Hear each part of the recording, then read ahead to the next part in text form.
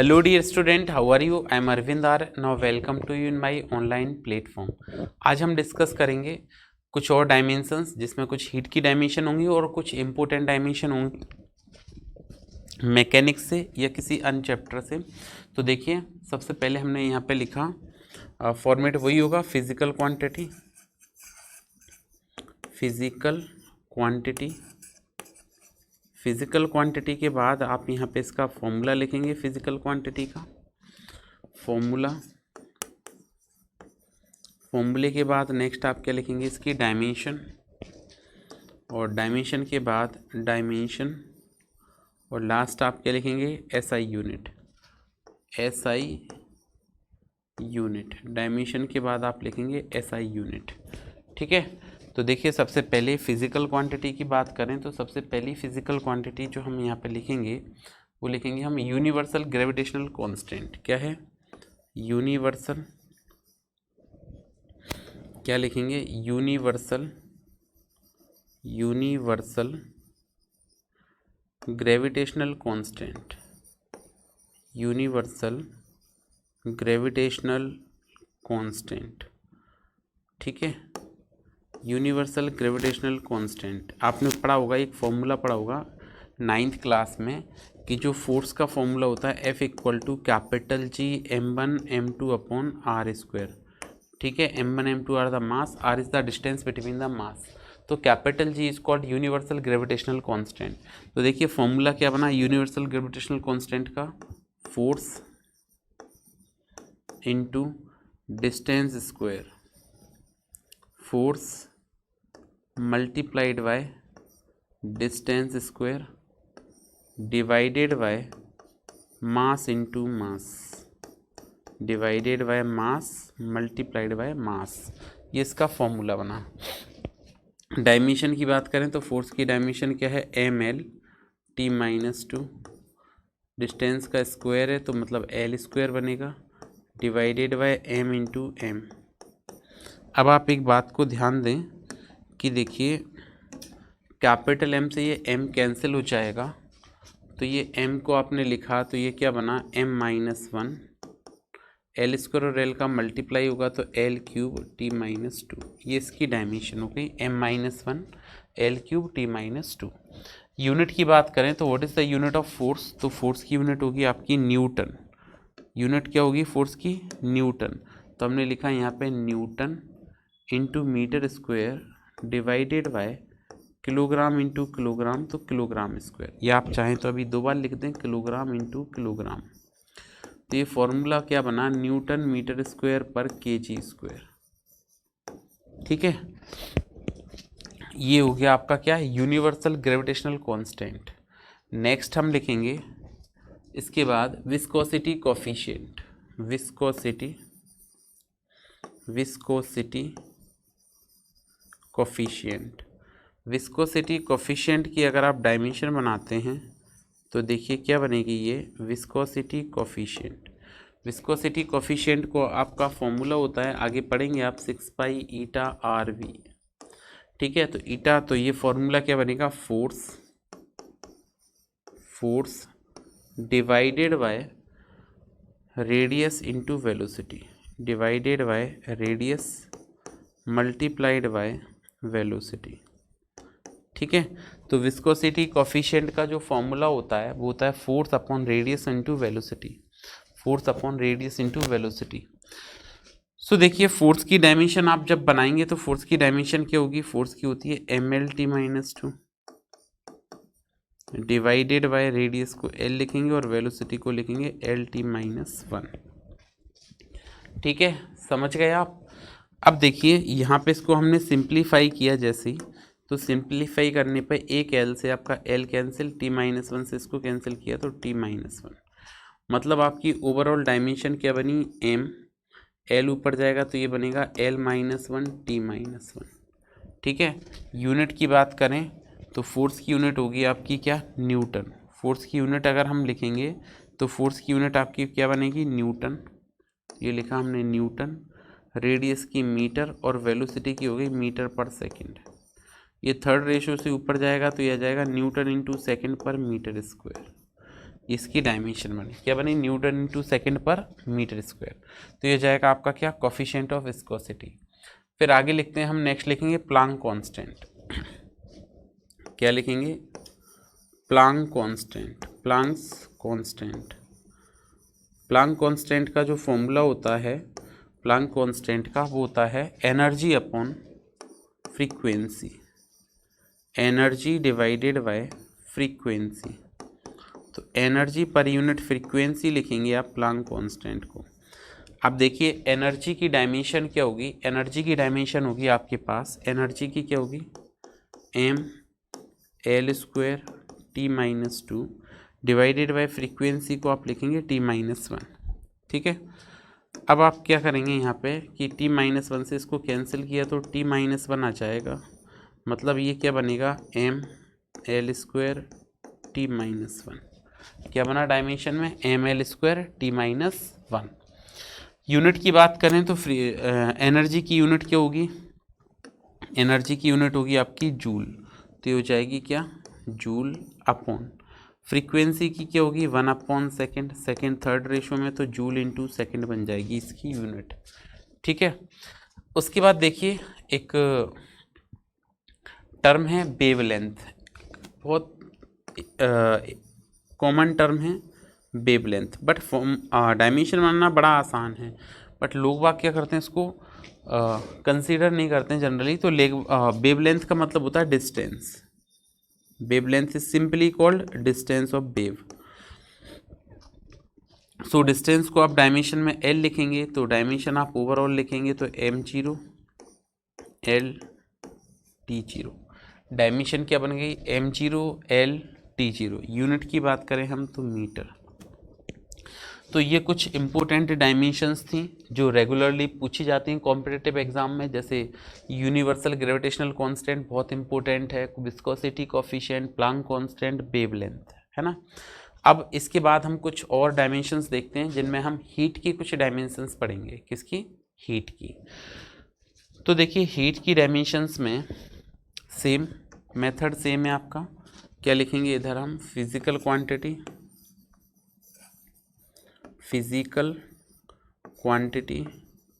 Then physical quantity के बाद आप इसकी इधर लिखेंगे फॉर्मूला,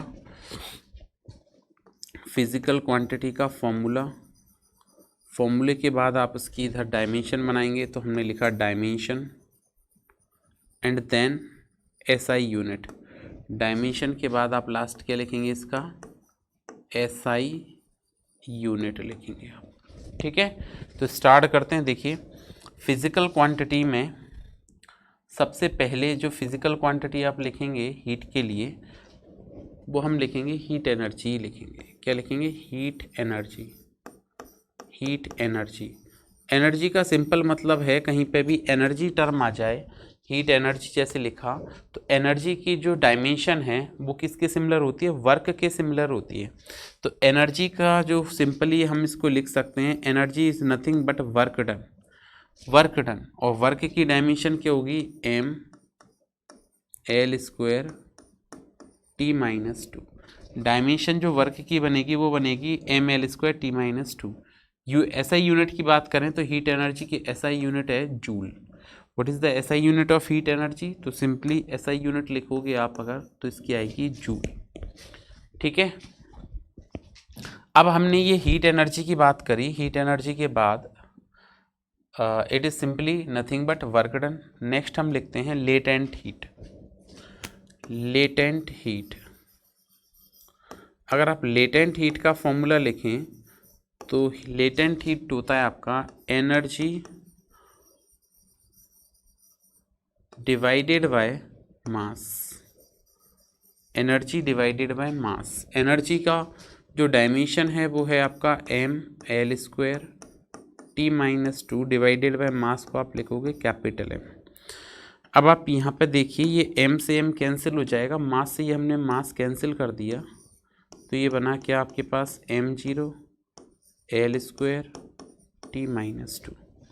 क्या बन जाएगा, m0 L² T-2। यूनिट की बात करते हैं तो जूल, और मास की क्या हो जाएगी, kg। तो ये बन गई जूल पर kg।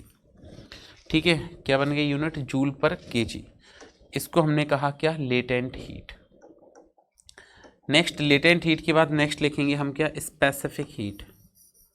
Specific heat, latent heat के बाद जो हमारा नेक्स्ट है उसमें हमने क्या लिखा, स्पेसिफिक हीट। स्पेसिफिक हीट का फॉर्मूला क्या होता है, ये सेम हीट एनर्जी और simply called heat energy divided by mass into temperature difference. Temperature difference, ठीक है। क्या बना, इसका बेसिक फॉर्मूला ऐसे होता है कि Q is equal to MS delta T, तो मास इनटू टेम्परेचर डिफरेंस। अगर आप इसका डायमेंशन बनाते हैं तो आपको पता है कि जो हीट एनर्जी है, एनर्जी की डायमेंशन क्या होती है, mL²T-2। एनर्जी की डायमेंशन क्या होगी, mL²T-2। तो हीट एनर्जी है तो हमने इसमें डायमेंशन में बनाया mL²T-2 डिवाइडेड बाय मास। मास को आप लिखोगे m, टेम्परेचर डिफरेंस को क्या लिखेंगे, केल्विन। टेम्परेचर को सिंपली आप क्या लिखते हैं, K लिखते हैं, केल्विन में रिप्रेजेंट करते हैं। अब आप यहाँ से देखिए, ये मास से मास कैंसिल हो जाएगा, तो m तो है नहीं, तो मतलब हमने लिखा m0 L²T-2 K-1, ये बन जाएगा। क्या बनेगा, m0 L²T-2 K-1। एनर्जी की अगर हम बात करते हैं तो एनर्जी में देखिए क्या बनेगा, यहाँ पर आप लिखोगे हीट एनर्जी को हम किस में रिप्रेजेंट करते हैं, जूल पर, मास केजी हो जाएगा और टेम्परेचर डिफरेंस को केल्विन में लिखेंगे, तो ये बचाएगा जूल पर केजी इंटू केल्विन। ये आपकी हीट एनर्जी हो गई, ये लेटेंट हीट हो गई और ये स्पेसिफिक हीट हो गई। नेक्स्ट थर्मल कंडक्टिविटी, ठीक है। नेक्स्ट फॉर्मूला जो हम लिखेंगे वो किसका लिखेंगे, थर्मल कंडक्टिविटी का लिखेंगे। हमने लिखा थर्मल कंडक्टिविटी, थर्मल कंडक्टिविटी। और अगर आप थर्मल कंडक्टिविटी का फॉर्मूला लिखेंगे तो थर्मल कंडक्टिविटी क्या होती है, heat energy multiplied by length. Heat energy into length, ठीक है, क्या होगा, लेंथ या डिस्टेंस भी कह सकते हैं, हमने सिंपली लेंथ लिख दिया, divided by thermal conductivity equal to heat energy into length divided by area into temperature difference multiplied by time. ये फॉर्मूला बना। इसका ये फॉर्मूला होता है हीट एनर्जी का, थर्मल कंडक्टिविटी का, heat energy into length upon area temperature difference into time. ये basically ये बनता है Q is equal to KA T1 minus T2 into small t divided by L। तो ये हो जाएगा heat energy into length upon area into temperature difference multiplied by time. फॉर्मूले की बात करें तो देखिए फॉर्मूला क्या होता है हीट एनर्जी का, तो हीट एनर्जी का फॉर्मूला होता है mL²T-2। लेंथ को आप क्या लिखेंगे, L अपॉन एरिया को आप क्या लिखेंगे, L², टेम्परेचर डिफरेंस को लिखेंगे K और टाइम को लिखेंगे क्या, T। ये बात क्लियर हो गई, ठीक है। क्या लिखा, हीट एनर्जी को लिखा mL²T-2, लेंथ को L, एरिया को L², टेम्परेचर डिफरेंस को K और टाइम को T। अब हम इसको करते हैं सिंप्लीफाई करेंगे तो क्या होगा, L² से L² गया तो ये बना आपका m, ठीक है। अब mL T ऊपर जाएगा तो T-3 K-1, ये फॉर्मूला बन गया। क्या बन गया, देखो mL T ऊपर गया तो T-3 K-1। हीट एनर्जी की यूनिट होती है आपकी क्या, जूल, लेंथ की होती है मीटर, डिवाइडेड बाय एरिया की होगी मीटर स्क्वायर, टेम्परेचर डिफरेंस की केल्विन इंटू टाइम की सेकंड। अब आप एक बात पर ध्यान दें कि यहाँ पे अगर आपकी यूनिट है, एक मीटर से मीटर तो कैंसिल हो गया, लेकिन ये यूनिट देखो जूल पर सेकंड। जूल क्या होता है? वर्क। जूल किस में होता है? वर्क। और सेकंड क्या होता है? टाइम। तो वर्क अपॉन टाइम क्या हो गई? पावर। और आपको पता है पावर की यूनिट होती है वॉट। क्या होती है? वॉट पर मीटर इंटू केल्विन। मतलब अगर आप इसकी यूनिट लिखते हैं तो ये बनेगी वॉट पर मीटर इंटू केल्विन। ठीक है, ये हो जाएगा आपका थर्मल कंडक्टिविटी। नेक्स्ट है आपका बीन्स कांस्टेंट। क्या है? Wien's constant, sorry. नेक्स्ट क्या है? Wien's constant. So the unit of Wien's constant आप लिखेंगे तो बीन्स कांस्टेंट क्या होता है? Lambda equal to B T. तो लैम्डा होती है क्या? Wavelength. Lambda is nothing but wavelength. ठीक है, अपॉन टेम्परेचर अपॉन टेम्परेचर। ये इसका फॉर्मूला बन गया। क्या बना? बीन्स कांस्टेंट का वेवलेंथ अपॉन टेम्परेचर।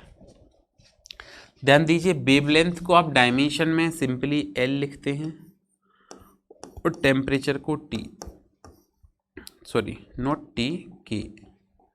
टेम्परेचर को आप क्या लिखेंगे? के। एल के -1 बना ये, मतलब ओवरऑल मास नहीं है तो m0 L T0 के -1, ये इसकी डायमेंशन बन गई। यूनिट की बात करें तो देखिए वेवलेंथ की यूनिट क्या होगी? मीटर। और टेम्परेचर की क्या होगी? केल्विन। तो मीटर पर केल्विन, आपको इसको ऐसे भी लिख सकते हैं मीटर केल्विन इनवर्स, जैसे ये लिखेंगे watt meter inverse kelvin inverse, ऐसे लिखा भी मिल सकता है आपको ये यूनिट्स वगैरह। तो आपको इसकी कोई टेंशन नहीं लेनी है, सिंपली हम इसको ऐसे भी रिप्रेजेंट कर सकते हैं। तो ये कुछ हीट की जो इम्पोर्टेंट डायमेंशंस थी ये लिखी हमने। इससे ज़्यादा डायमेंशंस आपके हीट की एग्ज़ाम पॉइंट ऑफ व्यू से नहीं पूछी जाती हैं। अब हम इसके बाद किसकी पढ़ेंगे? इलेक्ट्रिसिटी की डायमेंशन पढ़ेंगे। तो हम स्टार्ट करेंगे चार्ज से, कि चार्ज की डायमेंशन क्या होगी, इलेक्ट्रिक फील्ड क्या होगी, इलेक्ट्रिक पोटेंशियल क्या होगा, कैपेसिटी क्या होगी, है ना। तो इनकी डायमेंशंस पढ़ेंगे, रेजिस्टेंस क्या होगा। तो आज के लिए इतना ही, कल फिर से मिलते हैं नेक्स्ट क्लास में एक और नए कॉन्सेप्ट के साथ। तब तक पढ़ते रहिए, सुरक्षित रहिए। Thank you.